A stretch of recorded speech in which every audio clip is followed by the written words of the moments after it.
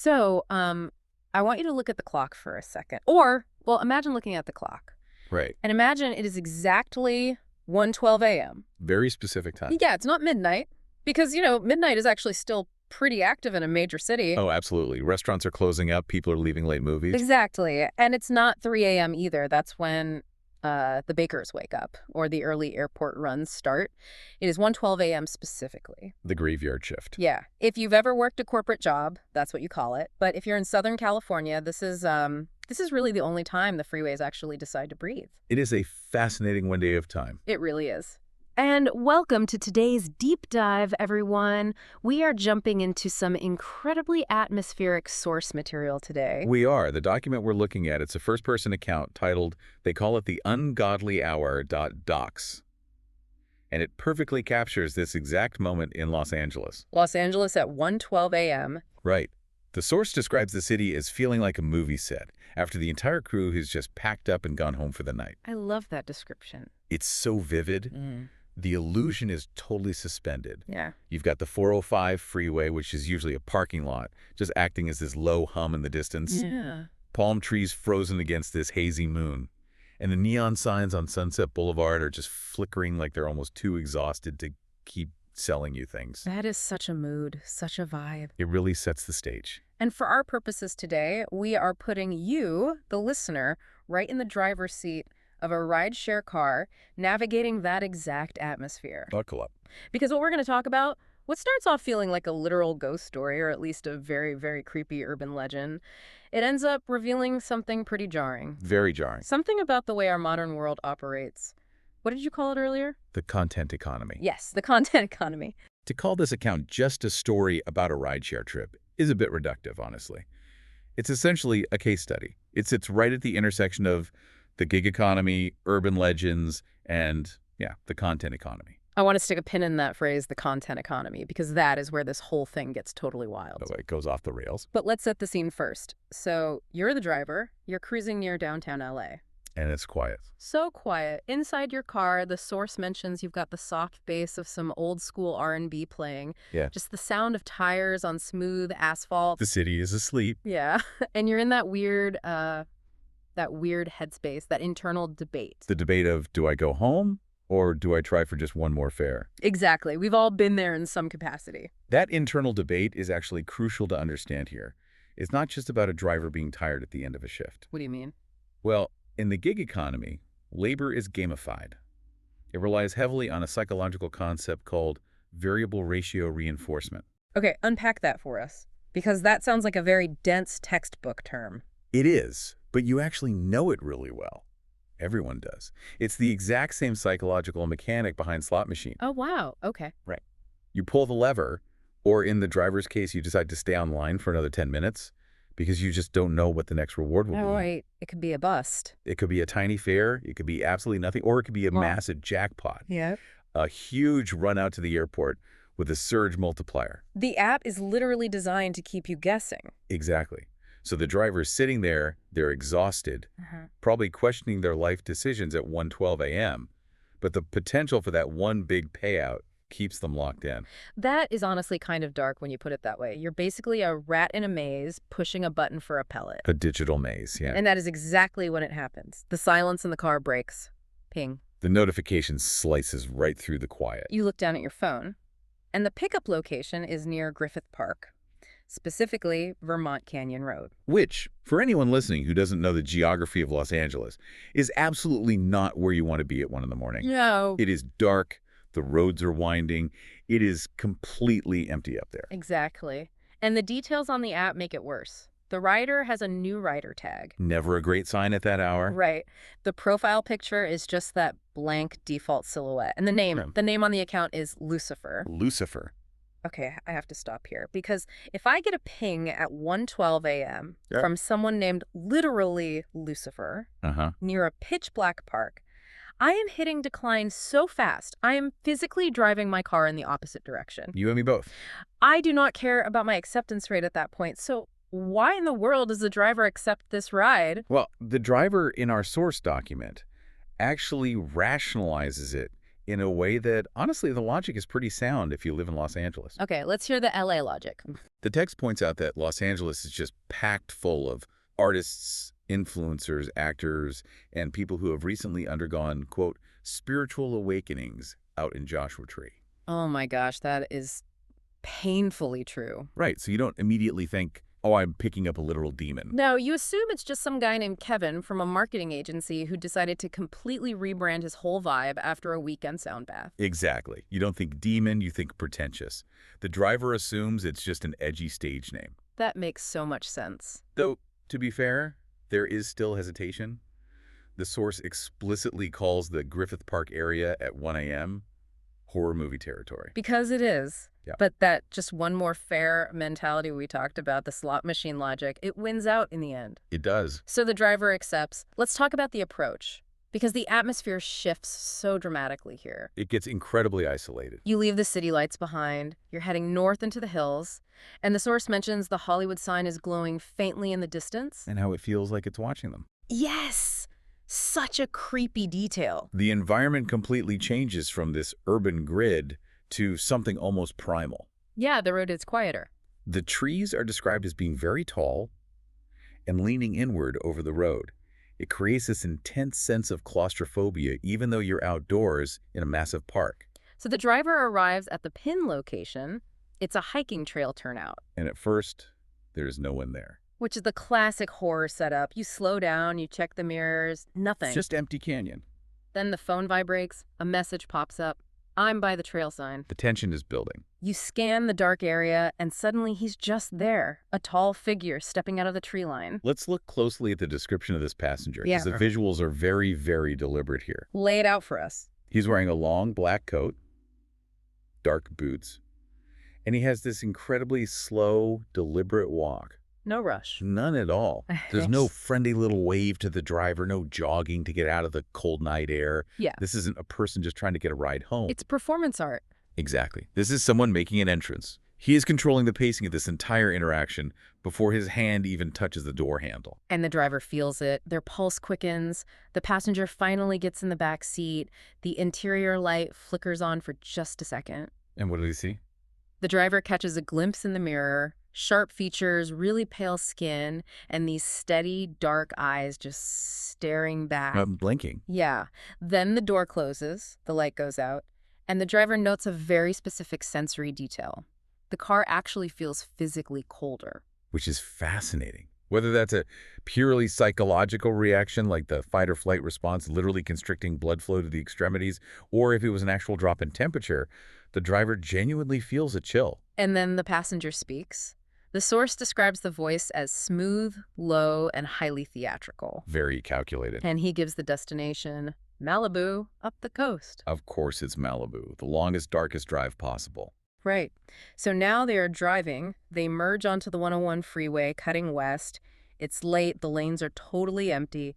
And this is where the psychological warfare really kicks into gear. Because the passenger doesn't just sit there scrolling on his phone like a normal writer. No, he starts asking these incredibly probing questions. He leans forward and asks, "You like driving at night?" Which is a weird question to ask your driver in the dark. Right. And when the driver tries to play it cool and says, "Oh, it just pays better," the passenger counters immediately. Or maybe you prefer the darkness. Ugh. It's specifically designed to get under your skin. It's so intrusive. It crosses the boundary of polite small talk instantly. It's a blatant power move. He is establishing dominance in the conversation. And then he pivots to this overarching theme of ambition and failure. Yeah, he tells the driver, I know drivers, I know ambition, I know desperation. Which is hitting way below the belt. That crosses a massive line for me. He's explicitly targeting the driver's financial insecurity. He's basically sitting in the back seat saying, I know you need this money and I know you're trapped. He's identifying the vulnerability and just repeatedly poking at it. But then things stop being merely psychological. Yeah, the vibes escalate into reality. Things start getting, well, physically impossible inside the car. The source describes these occurrences that we really have to call special effects. First, it's the radio. The driver hasn't touched the dial, but suddenly the music cuts out and the speakers just crackle with harsh static. Then the dashboard lights start to flicker. And this is where the driver's reality testing just completely starts to fail them. Exactly. Because if it's just some creepy guy being weird in the back seat, that's one thing. You can handle a weirdo. Sure, you just keep your eyes on the road. But when the actual environment of the car cap, your personal safe space, your tool for making a living, starts reacting to him, that entirely destabilizes you. And then there's the mirror trick. This specific part gave me actual chills when I was reading the source document. It's incredibly unnerving. The driver gets spooked by the lights flickering, so they glance up into the rearview mirror. And for a split second, the back seat looks completely empty. Nobody there. Nobody. Then they blink, and the passenger's suddenly there again, sitting perfectly still in the dark.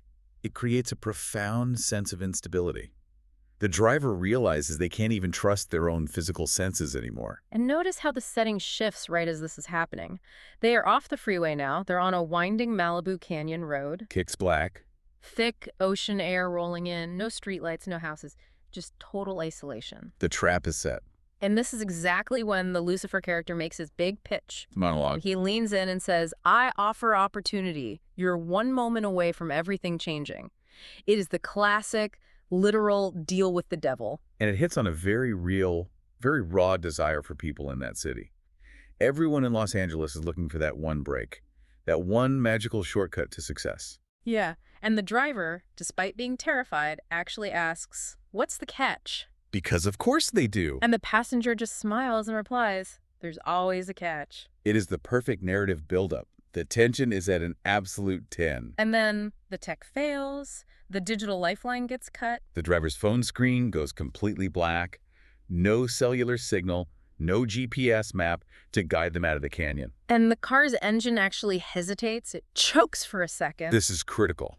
They are cut off from the entire outside world. The driver is gripping the steering wheel, just absolutely terrified, wondering if they're about to die, and then chaos. Total chaos. A blindingly bright white light explodes in the rearview mirror. Red and blue flashes suddenly fill the entire canyon. Sirens are blaring out of nowhere. The driver flinches so hard, thinking it's the police pulling them over. This is the moment of maximum cognitive load for the poor driver. Their brain is frantically trying to categorize the threat level. Right, like, is this supernatural? Am I in legal trouble? Is this an elaborate carjacking? And then the passenger bursts out laughing. But it's not an evil, demonic laugh. No, that's the craziest thing. It's just a regular, normal dude laugh. Like a frat guy at a party. The spell is broken instantly. The back door flies open, and 3 people physically jump out of the bushes on the side of the road. I can't even imagine the shock. One guy is holding this massive cinema-quality camera. Another guy is wearing those cheap plastic light-up devil horns. And someone is literally tripping over a tripod in the dark. And one of them yells out, this is a direct quote, "Boo!" He actually took the ride. The absolute whiplash of that moment. And here is the big reveal. The Lucifer passenger takes off that heavy black theatrical coat, and underneath he was wearing a brightly colored hoodie that reads, Prank Demon TV. Prank Demon TV. I have to be completely honest with you, reading this part of the document, I got genuinely angry. Oh, it's infuriating. It's a YouTube prank channel. It is a complete and utter deconstruction of the supernatural narrative we just spent the last 20 minutes building up. The Lucifer character drops the smooth, low voice immediately. He suddenly sounds exactly like what he is, a regular 24-year-old content creator from Orange County. He's like, yo, relax, man. It's just a YouTube prank. You're on camera. That shift in tone is so jarring. It's a completely different reality. But wait, I want to go back to the spooky stuff for a second. Yeah. Because how did they do that? How did they do the police lights, the radio static? Because the driver's car actually malfunctioned. This is where we really have to look at the mechanics of modern prank content. And honestly, the production value they used here is disturbing. Yeah, explain the lights first. The police lights and the blinding white flash, those were just heavy-duty portable LED panels. The crew had them mounted on an SUV that was hidden in a dirt turnout further up the road. Okay, that makes sense. Just high-powered lights. But the radio static. And the driver's phone going totally black with no signal. Yeah, how do you fake a phone dying? Exactly. You don't fake it.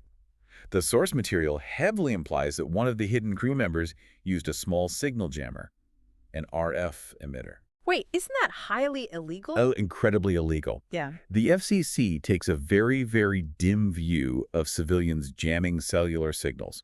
It's a federal offense. Wow. But in the content economy, the footage they get is apparently worth the legal risk. That's insane. They needed the driver to feel completely isolated to get the maximum fear response, so they technically forced the phone offline to remove the GPS. That is surprisingly high-tech and dangerous. All for a prank video. It shows the sheer level of commitment these creators have. They aren't just messing around with silly jump scares. They are orchestrating a massive narrative. They built a fully immersive set piece inside this poor driver's own car, completely without his consent. The driver's just sitting there, heart pounding, brain short-circuiting. The source says it physically felt like they had just sprinted a marathon. And the crew's reaction. They are loving it. They are high-fiving. They say to the driver, best reaction of the night. That phrase really bothers me. Best reaction of the night. It implies scale.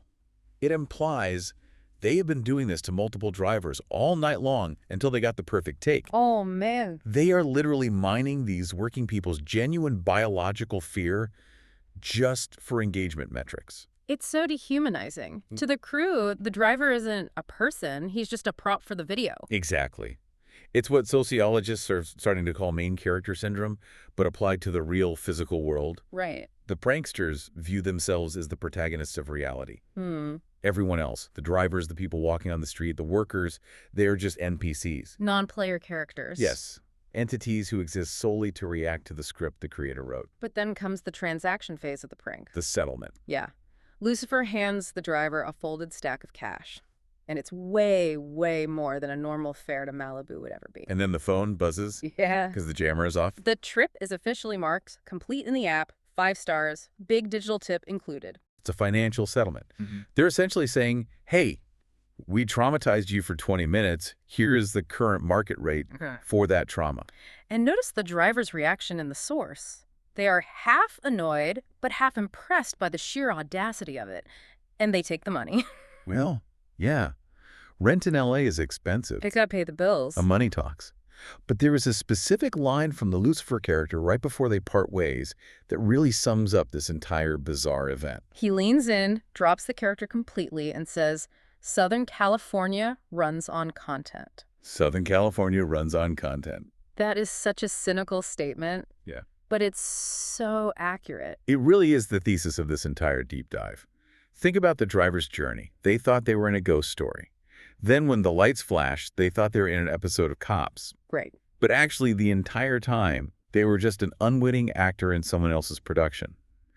The line between reality and entertainment in Los Angeles isn't just blurred anymore. It's completely non-existent. So the crew packs up their gear, they pile into their hidden SUV, and they drive off. Leaving the driver behind. Just left there, completely alone, in a dead, quiet canyon in Malibu. And the environment snaps back to normal almost instantly. The radio comes back on automatically, playing smooth R&B, no static. The ocean breeze is just a breeze again, not a chill from the underworld. The ungodly hour is just 2 a.m. now. But the story isn't quite over, is it? No, because as the driver is finally heading back down the mountain toward the coast, the phone vibrates one last time. The digital footprint. A new notification pops up on the screen. You've been tagged in a video.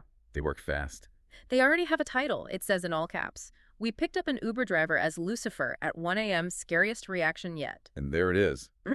The driver's genuine terror, their real physiological response, has been packaged, titled, given a thumbnail, and uploaded to the internet before they even made it back to the highway. It really makes you think differently about the nature of public space today. Because the driver was just trying to do a job. They were just out in the world working. Exactly.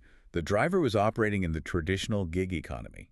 They were trading their time, their sleep, and their vehicle's depreciation for a bit of money. And the passenger. The passenger was operating purely in the content economy.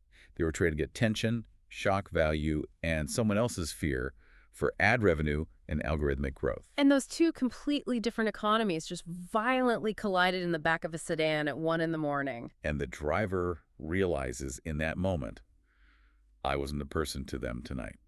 I was content. It raises some really important questions about consent and participation in society now. Sure, they paid him a lot of cash after the fact. Sure, he got a 5-star rating. But for that 20-minute drive up the canyon, his reality was hijacked. Yeah. He was living inside a horror movie script that was written by a 24-year-old, totally without knowing his lines. And think about those special effects again.